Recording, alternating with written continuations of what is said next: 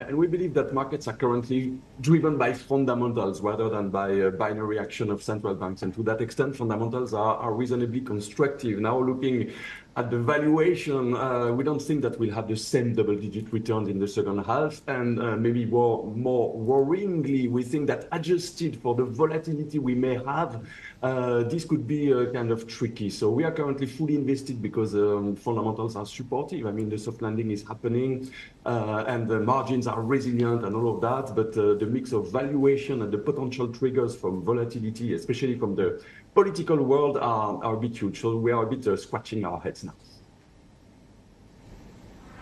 Maurice, I also have to ask you about the politics, because this is going to be a central focus in the week ahead. Let's start with what's just happened in France. What do you make of this potential cohabitation scenario coming out of the most recent round of voting? And what is the risk here for French risk assets, the euro, and the broader European political landscape?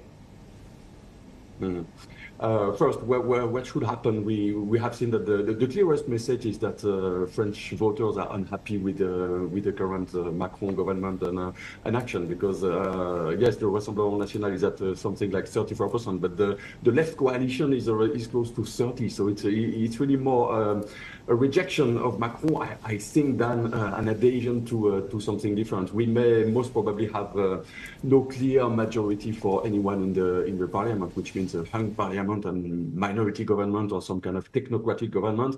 I don't think that this will materially change what happens in terms of economic policy, and we may regret it, because the issue of France is its deficit and debt trajectory, and to that extent, I'm not sure it's going to be solved. So for French risk assets, I don't think it's a big issue, because the French large caps are international, very successful companies. They don't just rely on France for French debt. Yeah, I'm not super confident in OAT for the long term, because the dynamics are just not going in the right direction. What about over in the United States? Has the debate last week, a weak President Biden and an empowered former President Trump, changed your outlook for the US economy?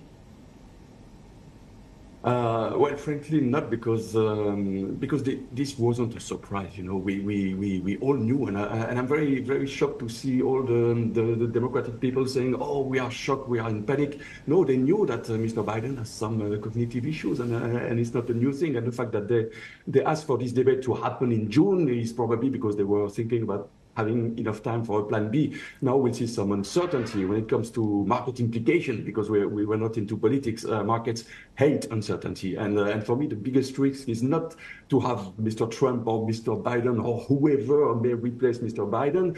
It's not to have a clear result in November. That's the key risk for markets, and they would hate it.